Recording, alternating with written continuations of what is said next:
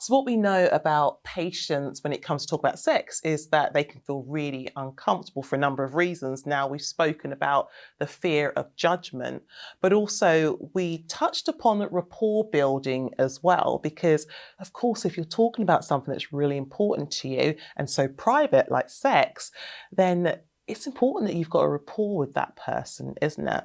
So that can be quite an important factor.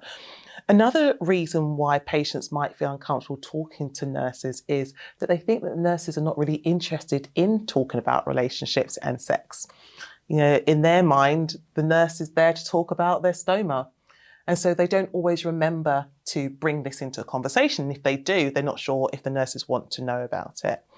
Do you find that with some patients that they are quite surprised when you ask them questions around sex and intimacy? Yeah, a lot of them can be. And the problem is that they, a lot of the time, don't want to have that conversation or don't want to bring that conversation up because of fear embarrassing the nurse.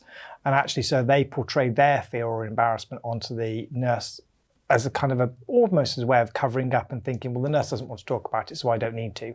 Certainly, I've had gentlemen of the older variety asking me, so that they've obviously noticed that they've not been able to perform, be it with their wife or on their own. And they have asked me a question, but they've gone round the houses to ask me this question, whether their function will come back again. And I think he felt like he was going to come across as a dirty old man. Now, as soon as I'd sort of said, oh, absolutely, you know, and sort of didn't run away, he was hugely relieved. But it took him an awful lot to actually open that door, and I felt quite guilty because I'd not opened it for him.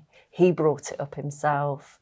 Yeah, and sometimes that can happen. I think it's important for nurses not to beat themselves up about that because, of course, there are so many conversations that you're having with a patient and sometimes you just forget, you know, or sometimes the conversation doesn't come up for whatever reason.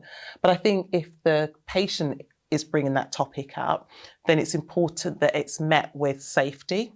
And what I mean by that is emotional safety, so that they feel comfortable speaking about it a lot more. And I think the power of praise and encouragement is also really key here as well.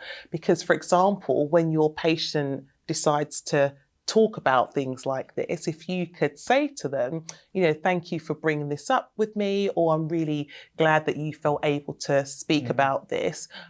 Let's look at this a little bit more. Something like that would just kind of invite them to talk a little bit more about it if they want to. And of course, still remembering that it's not a counselling session. So if you find that what you're asking them and what they're saying is causing them distress, or they're talking quite a lot, and you're obviously aware of time, then remembering to summarise, empathise and provide a solution for them where possible.